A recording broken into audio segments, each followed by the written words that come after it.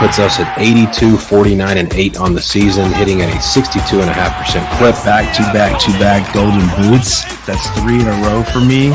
Free too, man. Like, not a dime. That's called being for the people. It's over! The Columbus Crew, 2023 MLS Cup champions! Alrighty, welcome in everybody, and welcome back to Sports Prophet TV. This is the MLS Live podcast, special edition. We're talking Leagues Cup.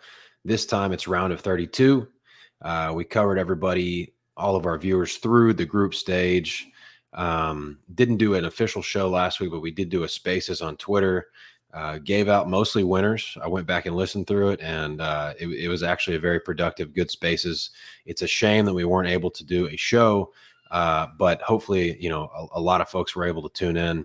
Had a lot of people DMing said that they were, and that they got on a lot of the looks that we gave out for round 3 of group play. So that went well. And also posted our group results, made about 2.5 units on our group futures. So that was productive.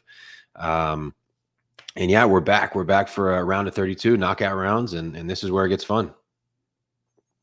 Yeah, absolutely. And this is where it gets wild as well. Like, just looking at how some of these spots opened up for knockouts and what they're at now. Been some heavy line movement in certain directions. So we'll get into that. Yeah, I mean, just from last night to now has been pretty nuts. You know, as you mentioned, but here's the bracket. This is what we're looking at now.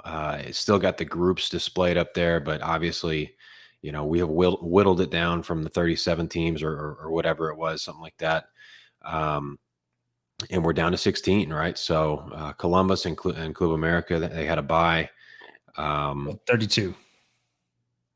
Was it 32? There's 32 left. Oh, 32 left. Okay. Yeah. So how many did we start with then? Let's see, 6, 9, 12, 15, 18, 21, 42. Okay. So we started with 42 because, yeah, that's right. Okay. Because the top 2 advanced. All right. So, yeah, we're into the knockout round regardless, right?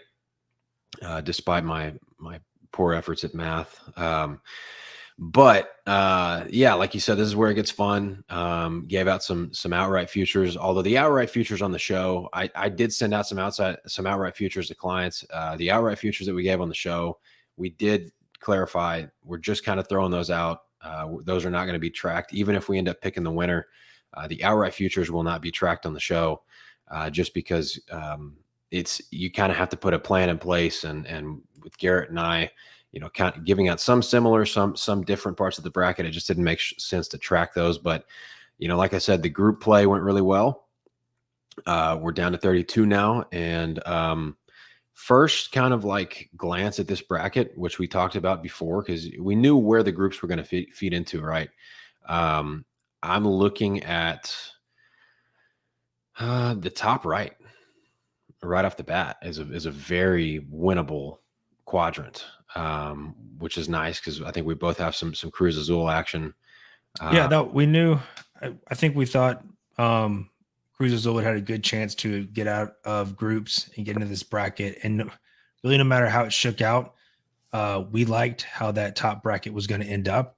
A couple surprises there that definitely helped. But yeah, it's that bottom right, man. That bottom right is the bracket, man, where you got Crew, Miami, Tigres. Yeah. So there's going to be some real good teams not getting out of even the semis. Yeah, no doubt about it. And obviously Miami have continued to impress without Messi, but they're just trying to make it. They're trying to make it, you know, until Messi returns, if he returns. I read another report yesterday that he's training individually still. So yeah, I mean, we prefaced it with the preview show is there is a world where Messi doesn't play in this tournament. Like, that is a realistic possibility. So we'll just have to see. But since we're on it, I mean, LAFC is still at a good number sitting in that bottom left bracket when we're talking futures. Yeah, man, they're at a good number there. And Giroud has yet to debut. So they're only getting better. Yep. And then his French companion.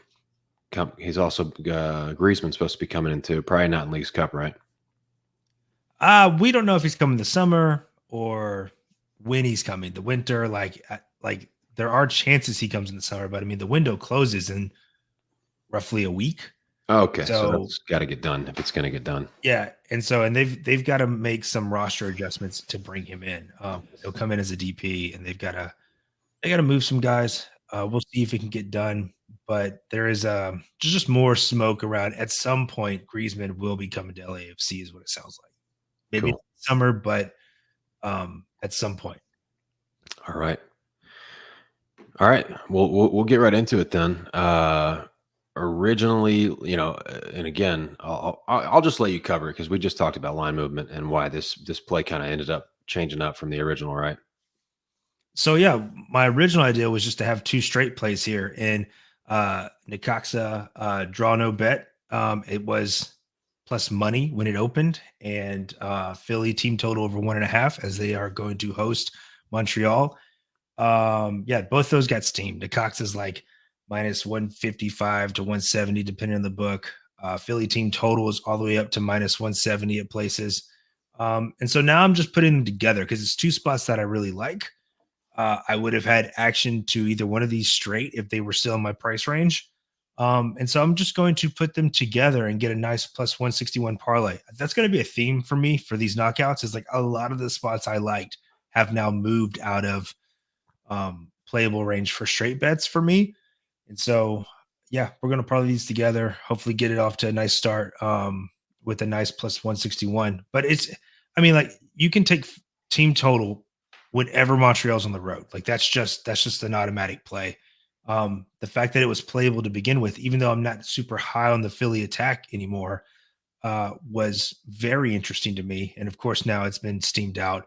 But they're just bad on the road. Like it is at the point now where I can't even really understand it, like why this team is so drastically different on the road. But they just leak, and they leak bad. So team total has been a solid play all season long when Montreal travel. I'm going to stick with it with the Philadelphia Union here. And then I think it's a gift that San Jose got out of their group. Necaxa, I think we've seen that decently talented. Like I've been impressed by them, especially somebody who doesn't watch Liga MX on the regular.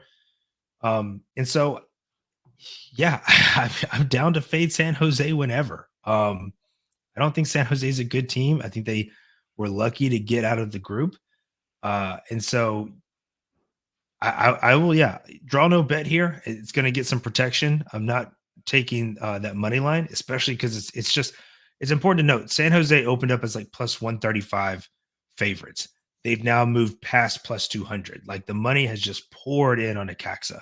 And so the draw no bet here is juiced, but it gives you a little push protection should this thing play out to a draw. You're not having to, you just get more value this way with adding it with the team total than I think just taking their money line, especially if you didn't get it early and now it's all the way down to plus 110 or plus 120, somewhere around there.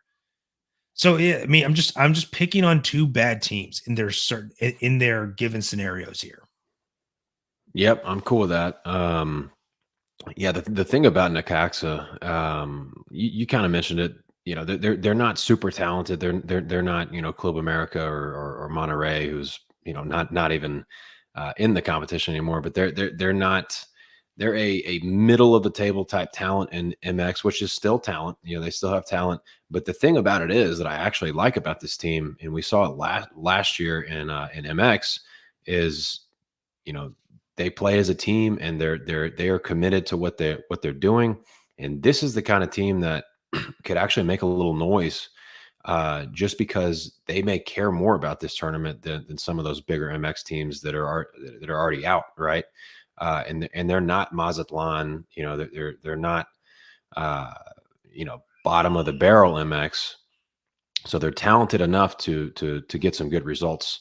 And then Philadelphia, like you said, at home. Montreal, I think it's the style they're trying to replicate the Nancy style, but they don't have the talent to do it. I mean, even Nancy in his first year in Montreal leaked on the road. So trying to replicate that style without the talent on the road. You're gonna leak. Philadelphia has been creating chances. So I like it. I like both of them. I like the price, and I like the ingenuity here on slapping these two together. And these plays are going to bounce around between. You got 2 matches today. We've got 4 matches tomorrow, and then a full 8-game slate on Friday. So these plays are going to bounce around. Like San Jose plays tomorrow. They're the late night West Coast game, and then Philly plays Friday. So just to give you an idea of where and when these games are taking place. Right on. All righty. Moving on to the next one here. All right. FC Cincinnati at home against Santos Laguna. Yeah, I'm gonna keep it simple here. I'm back in Cincy -1 at a -105.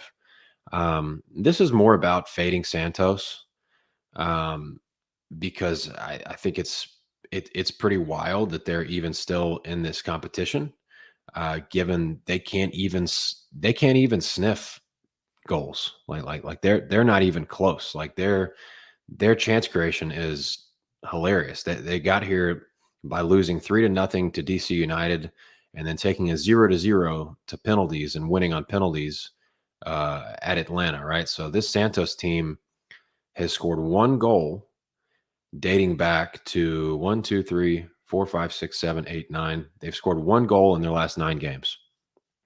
And their attack is worse this year than it was at the end of last year in MX. And I'm including the end of last year in MX. So this is one of the worst teams in Mexico right now.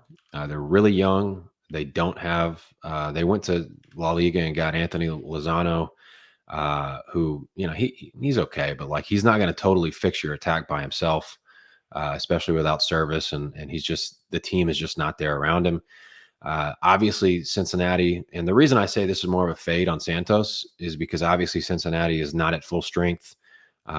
Acosta may be available off the bench from what I'm reading, but even if he's not available, I'm still backing FC Cincinnati on this one, just because they're at home. They're clearly taking the competition serious. FC Cincinnati, even not at full strength at home, I think they win here. So this feels like a push, worst case scenario, just because of, even with banged up Cincy, how bad Santos is. This is a total fade on Santos. Was there any lean toward like Cincy, because the total is still sitting at a hard 3? Mm-hmm. Was there any lean on like Cincy plus under 4.5? Yeah, like I think you can get that around evens, right around the same price you're getting the -1. So just what made you go one way versus the other? That's fine with me too. The reason I went one way towards the other, I mean, I think both of those probably come in, is just because, like Acosta hadn't been there, right? But it has not really been the Cincy attack that has been hurting, I guess. Like the attack has still been there. They scored 4 goals last game. So I could definitely see a world where they do blow Santos away if things go the right way. I mean, does it get over 4.5? Probably not. I think both of them are good looks. I just think that, I'm cool with a push if it ends up happening. I'll take the push. But I just I think both of them are good looks, to be honest with you. And I would expect Robinson back in the starting back line there as well. He was on the that'll bench help last a lot. game, getting a little rest from those Olympic endeavors. And so, I think he's back.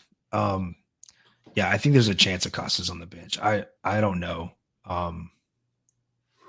how much time he'll see, if he sees any time, but there's at least a better chance than what he's had in group play, which was 0. So. Right. And this game is going to be... That's the Friday game. It's Friday. So, so some decent rest there for Acosta to maybe make an appearance off the bench. All right. Moving on to our next one here. Love this look, by the way. This is yours. So, I'm going to have a half unit play here. I'm just trying to find ways to maximize value on this game. Like I saw it and I immediately went, okay, what's both teams to score? But that's juiced. I do like how Galaxy's looked lately. And so what I'm going to tag here is LA Galaxy to win plus both teams to score. And I think it's sitting at around plus anywhere between plus 500 and plus 525 right now. So I'm just going to put a half unit on there just because I like this price so much. But I do. I like the opportunity here for both teams to score. We just know how Galaxy play. But I mean, Galaxy could beat almost anybody right now when they're on their game. That attack is so good. Now, but they can't win games 1-0, right? Like that's not what the Galaxy are going to do. And so if you think both teams are going to score here and you like Galaxy, I don't see why you don't put it together with this price. Galaxy on the road, so like that's part of why you're getting the price the way it is. I was real surprised at their money line being, I think now it's plus 280, like it's moving towards Seattle. Seattle's juiced now at minus 110. And so I don't see why not take a shot here. Like this is a Galaxy team I like. I'm not a fan of the Seattle attack. They are going to continually struggle. And we've seen when they play high-powered offenses, they can succumb to it. So yeah, it just feels like a huge value shot for me that I just have to take a swing on here. Yeah, I've seen a trend of money in this tournament, and sometimes it's worked out, sometimes it hasn't. I don't think it's been like an overwhelming successful approach by any means, but I've seen a trend of money that has come in on like mid to low level table teams that they're not doing that well in their domestic league, and this is like an opportunity for them to to salvage the season and do something right. And so I think that could have something to do with the money coming in on Seattle. But look, I think Seattle scores at home. Like I'm in agreement with you there. In fact, like I'll be using that later in the show. I just don't think that they're just not that good this year. Like this is not a really good Seattle team. This is an average Seattle team on their best day right now in Major League Soccer. So I like it. I love the value. Like you said, I mean, we know LA Galaxy concedes. We know about that back line, especially on the road. So instead of just playing LA Galaxy on the money line, yeah, let's get this massive plus 525 for a little half unit. And it's not like the Galaxy don't travel well. They're the third best road team in the Western Conference. And so they're not going far. They're staying on the West Coast. Like, yeah, this line is just ridiculous to me. I could see how this game goes a lot of ways, but yeah, man, I have to take a swing here at this price. For sure. All right. Moving right along. All right, on to our next one here. And that's the tomorrow game as well. Yeah, that's tomorrow. So so on to our next one here. Houston hosting Toluca. Toluca right now somewhere like around a plus 130 favorite, which is interesting. I looked at StubHub today, and there's like 30 tickets left. So clearly going to be lots of fans there, probably from both sides. I'd have to imagine there's a decent Toluca fan base in the Houston area.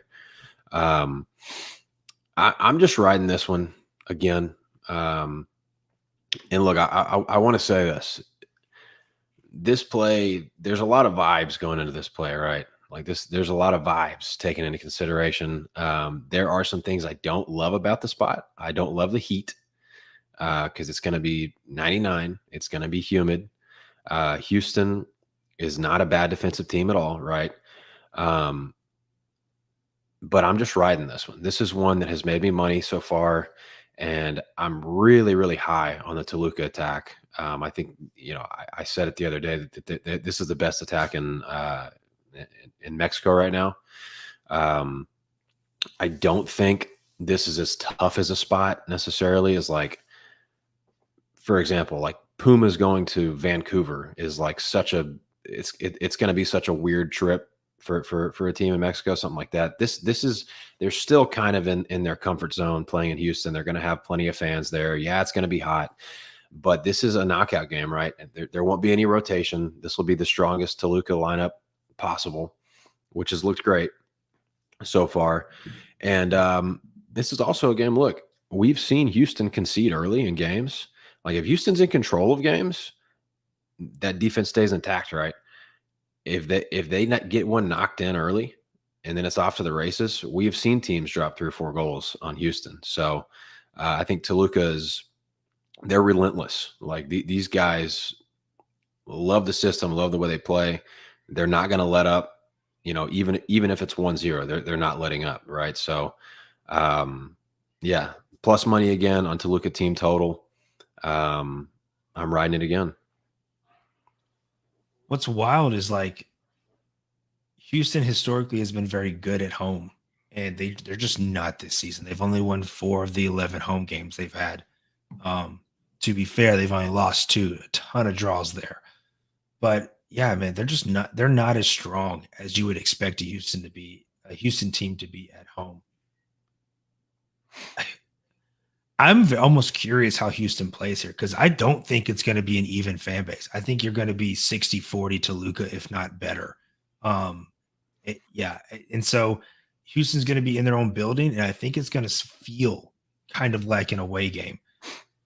So this is a tough one, right? Like I love the price there, plus 113. We talked about it on Toluca's last game with our spaces, where it's around even money. Like, yeah, we're going to keep hitting this team total. So it's hard to knock it because you don't get a tax like this at plus money. We talked about this with the Galaxy at the beginning of the season, right? Like you're only going to get these team totals at plus money for so long, and then you just won't be able to play them anymore. Right. And like that's where we're at now. So yeah, this is a tough one, man. I do like Toluca here. I'm a little shook just because of how Houston handled RSL at home last game. But they were just so efficient. Like everything they touched went in, and you're just not going to get that kind of efficiency on a game-to-game basis. RSL also had 4 big chances, and they missed all 4, so that should be considered. True. Yeah. No.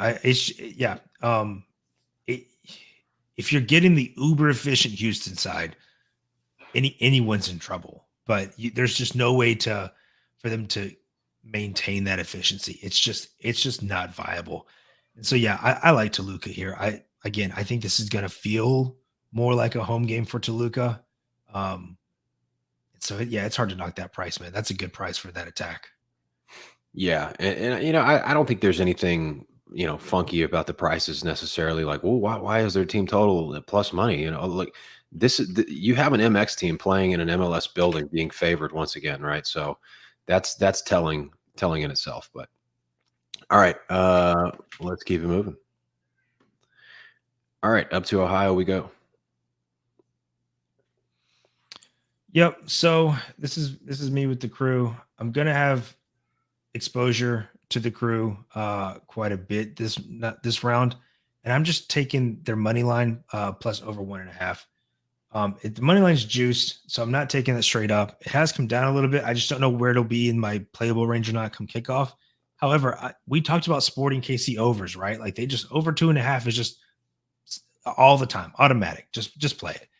And so I don't see a world where Columbus can't get at least 2 here. And so by taking their money line and that over 1.5, I'm cutting down on juice from both their team total and if they just win the game straight up. I'm not high on this Kansas City team at all. They're just all over the place. They've been terrible for most of the season, and now they're all over the place. Toluca beat them, but they beat Chicago, draw to St. Louis, lose to Vancouver, beat San Jose. So their wins don't impress me. Chicago, San Jose recently. 2 at Dallas, 1 being a rotated Open Cup. But they can get beat down by attacks. RSL came to Sporting KC and beat them 4-3 earlier in the season. Galaxy hosted Sporting KC, beat them 4-2. Crew played them just back in June 22nd, beat them 4-0. Dude, I'm not high on this team at all. I think they are bad. I think it's time for a coaching change, get Vermees out. Like you just need new blood in there. It's one of the oldest teams in MLS, and I just love what this Nancy system does. And so I think you could be looking at another similar beatdown. The Crew are going to be rested. They did not play in group play. We've seen where that can kind of be a problem. There's a little bit of a sluggish start to it, but these guys played so much in July that I think that rest was very welcomed. for the Crew. And so I think they come out refreshed and just look fantastic. And so to get it at a price line like this in a game where I think they're going to, put up a decent amount of goals, I just think that's a really good price here in the situation. Yeah, I like it. I mean, I don't think there's anything real complicated about this one. Sporting KC has been vulnerable the entire season, especially on the road. I mean, and that 4-0 beatdown that you just referenced, there was nothing off about that result. It was like 2.2 xG to like 0.3 or something. So it was a dominant display from the Crew, pretty much from start to finish. They had the ball the whole game. It looked how you would expect this game to look. I think Crew would have to sleepwalk pretty much. I kind of want to see how Crew approach this tournament and look. They looked really good in their friendly against Aston Villa. I love the move that they made getting DeJuan Jones from New England. I think he slots in athletic left back, right? So I think that was a good move. Honestly, I think he will fit into. Oh, it was a great move. It was a great move. Yeah, they kind of fleeced New England, to be honest. But New England is trying to dump contracts. Like that's what they're doing right now. Like they're doing a full-on rebuild. So they're dumping larger contracts, taking on younger or older players that they don't have to pay for as long. And so yeah, this is a full-on rebuild for New England. So Crew just took advantage of it and got a great piece. Yeah, that was nice. Nice move, Crew. All right, on to the next one here. This is mine. So I'm slapping these two both teams of scores together on this one. We talked about the Seattle LA Galaxy game already a little bit and why we like both teams to come through in that one. I don't see Galaxy's not keeping a clean sheet on the road, most likely. And I think Galaxy, finds a way to score there. All right. And then the next game, Orlando hosting Cruz Azul.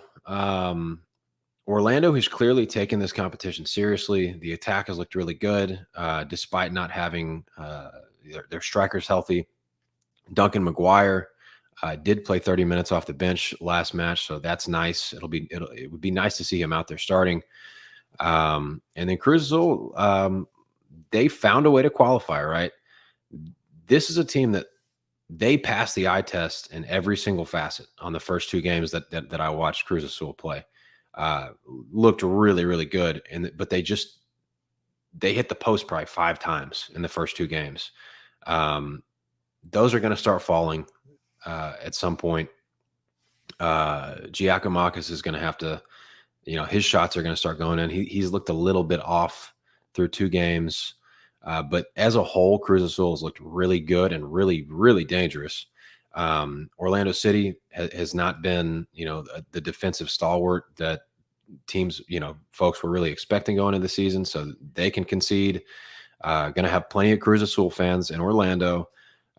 Both sides should find the back of the net in both of these games. So slap them together and get a plus 135. Yeah, I mean, I'm down for the Seattle Galaxy both teams to score. And then I was curious about your take here with just Cruz Azul. Like, do they let Orlando score or not? Is really where my brain was going. I don't have many issues at all with the Cruz Azul scoring. And so, yeah, I like this, man. I think this might be like just a theme of moves for this knockout round is take good lines you like and squish them together to get some plus money, try to maximize some value. Because these lines are just all over the place, man. I'm watching them right now, and like Miami was almost in my playable range, and now they jumped back up to minus 170 while we've been on the show. Like lines are just moving nonstop. LAFC opened up right around minus 200. They've moved a full $1 to minus 305. It's just the lines are wild. So yeah, I think this is a much safer move here. Just overall for the knockouts is playing some lines you like, even if they're at like quite a bit of juice, and putting them together for this plus money look. Love it. All right, on to our last one here, and this is another combo play. So speaking of LAFC, I want exposure. I want more exposure to this game. I want more exposure to the Crew, and so I'm going to just parlay their money lines here as LAFC host Austin, and the Crew host Sporting KC. It wasn't as good as it was yesterday because, like I said, LAFC was minus 200, which is a great parlay piece. Now they've moved to just an okay parlay piece at minus 305 or somewhere around there. And then you got the Crew hanging out like minus 180, minus 185. So I'm putting them together, get almost plus 120, not quite, sitting there at the plus 119. But these are just two spots that I want a lot of exposure of. And I know I said either one or two shows ago that I was done with Austin, right? Like I wasn't touching them anymore. But I am so glad they made it through group and they looked like they did, because like this could be a rout for LAFC. Like I cannot wait to watch this game. I don't think Austin can park it against this attack. And I don't see why LAFC just aren't full of confidence. And I'm okay with a confident Austin side because I think that lets them let their guard down a little bit and they're going to open up a little more. And if they do that against LAFC, I mean, a world of pain. And then we talked about the Crew. Like if you want to repeat the June 22nd match where it's 4-0, I think there's absolutely a world where that happens. And so to get both these teams, which I think are in really good spots at plus money, we're just sticking with this theme of two-leggers for the knockouts. It's just, I love this look. This is one of my favorite looks of the entire knockout round. Yeah, that LAFC Austin match, you're going to have a 2.79 XG to a 0.08 with a 1-1 final score there. Don't say that. Don't bring that juju in here. Yeah, I'm not even going to talk about the Austin game. But yeah, no, I get it. I mean, it should be a smash spot. It should be. I'm not going to talk about it. I have nothing to say about that game. All right. Yeah. So that's the whole slate pretty much. And we kind of had a hard stop today. Let's see what time it is. Got a few minutes. Let's any other leans outside of what we discussed before we wrap it up? Yeah, you got, so for tonight's game, you got Vancouver and Pumas. I'm going to find a way to play both teams to score there. I'm not sure if I want to play it in a total there and like there would be a lot of goals. Because I definitely could see a 1-1 and then we go to extra time and all that jazz. But I do think there's a world where both teams can score there, absolutely. And it's juiced right now. So I would want to find a dancing partner. I think just going into the next game, I'd want to preview Inter Miami. I think are in a great spot hosting Toronto. They are sitting at, like I said, minus 170 or so. I think that's a good parlay piece there. So I could see myself slapping those two together. I'm already decently exposed to LAFC and the Crew, so I probably wouldn't go back to either one of those for that Vancouver both teams to score, but I will get there in some way, and I'll probably post it later on X. Okay. Yeah. One I was looking at, and I'm a little bit conflicted because I've kind of got to get past my own biases here, because I did talk about Tigres going into the season as a team that I felt like would probably fall off, just because they're ancient, like they're so old, and like you can't just continue to dominate at 40 years of age forever, right? As a team, but they've looked good and they've taken this competition seriously.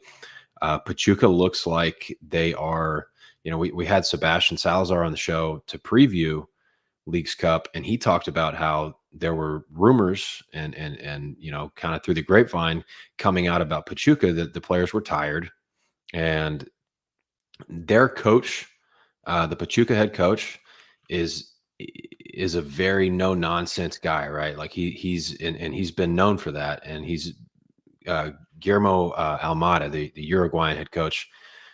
He just goes hard. Like he's all gas, no brakes in the locker room. It's a very Belichick style, to make a football reference, a very Belichick style of coaching.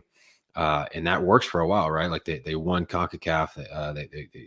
They've won some titles under him. But there is some rumor of burnout on Pachuca. So I could see a case to be made for Tigres in this game. I mean, they're in great form. They've won 5 of their last 6, undefeated in their last 7. They do have some youth, on the squad. Herrera, I've always liked Herrera. Used to play at Atlas, and then the kid Marcelo Flores obviously is a big up and coming Mexican guy. Anyway, so yeah, I could definitely see a case to be made there for Tigres. Yeah, let's talk about this one real quick. What do we think about the Portland game? I'll let you take this one. Yeah, so that's another leg I'm looking at for both teams to score. It is difficult for me to call a side there. I to be honest, I could see a world where either side could get out of there and move on to the round of 16. However, both teams to score there, I like a lot. Again, it's going to be super juiced as any Portland both teams to score is. The total is just too high for me to play. I'm not playing the 3.25 or the 3.5 at plus money. And you've got your both teams to score plus over 2.5. I think just out of like my price range at like minus 160.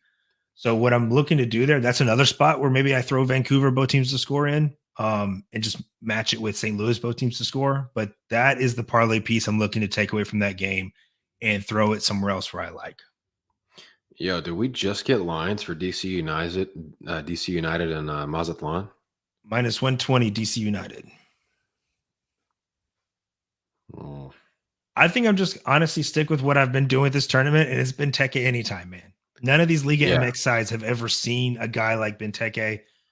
They don't have the ability to match him in the air, or really, I don't even see a lot of those guys having the strength to match him when they body up. And he's just been having his way with these Liga MX sides so far. And so that's honestly where I think I'm going to end up. Well, here's another thing to think about. Is DC United going to be able to play on their home field at any point? I mean, because if DC United, I don't know, but I don't think it matters. Well, it matters if you want to back a DC United team total or a DC United side. I think that's a big boost, right? Yeah, but I think DC United has one of the supporter groups that's like boycotting or whatever. So their numbers haven't been great in their League Cup games, at least in group play, if I'm remembering correctly. So yeah, that's why I'm like, I don't think it matters. Also, I'm saying it doesn't think it matters because of how I'm approaching it, right? We're like, all I really want there is Benteke. That's just what I think is the best value and the best matchup in that whole game. And so, yeah, if you're looking at money line or something else, I get it. I mean, both teams to score with that DC United defense is always, I think, available or in play. You can speak to Mazatlan more than I can.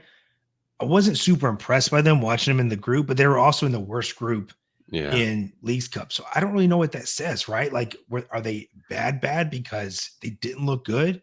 Or were they like a lot of these other MX sides and just kind of asleep at the wheel for that first round and a half?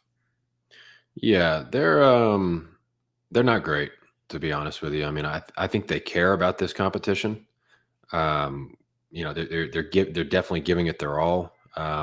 But DC United should be able to expose them, to be honest, and Benteke should be able to, no doubt. Orlando Cruz Azul, we talked about that. I gave a little bit of a take on I do think both teams to score will come in that one. Using that one as a parlay piece with Seattle and LA Galaxy. That was one of our official picks. As far as like a side on that one, it's literally set like at a dead pick 'em right now. I've got futures on Cruz Azul. Again, I think they've passed the eye test. I would probably lean that way, but I'm not sleeping on Orlando either, because again, like, they are taking this competition as seriously as anybody I've seen so far in Leagues Cup. And they're going to be on their home field. And I think this game, honestly, I think the game has goals. I think it could be a very fun game. I think both teams could score a goal or two each. So I think the total's at like 3. So, I mean, but I like both teams to score. I lean Cruz Azul draw no bet. I'm not a fan of this Orlando side. I'm not really either. Awful to start the season, but I mean, since mid-June, they've only lost one game. Mm-hmm. They're playing well. Now, granted, they're also in what I would consider probably the easiest part of their schedule. Toronto, DC. I'm pretty sure that DC game was a red card because they won 5-0. They beat New England. They went to New England, beat New England. They went to Nashville and beat Nashville. None of that's impressive. Smoked Montreal in the first group play. That's not impressive. We talk about Montreal getting smoked whenever they're on the road. So that made their second group game against San Luis like a little bit of like they don't really need to do anything, and then you get a red card early. So my lean to be Cruz Azul draw no bet here. I'm just not a fan of this Orlando side, but I don't want the money line. Like I need a little bit of protection considering how close these two teams are in price. But yeah, I think both teams to score. Goals too could be a thing. I don't hate that either. So yeah. Last one I'll talk about, and then I'll be good to wrap it up, is Club America and Atlas. Club America is a -140 favorite, depending on the book, somewhere around there. I'm not laying the juice personally. I'm not super high on Club America this year.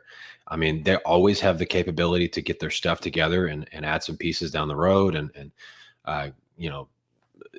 they're obviously talented, right? But they are going to be without Zendejas.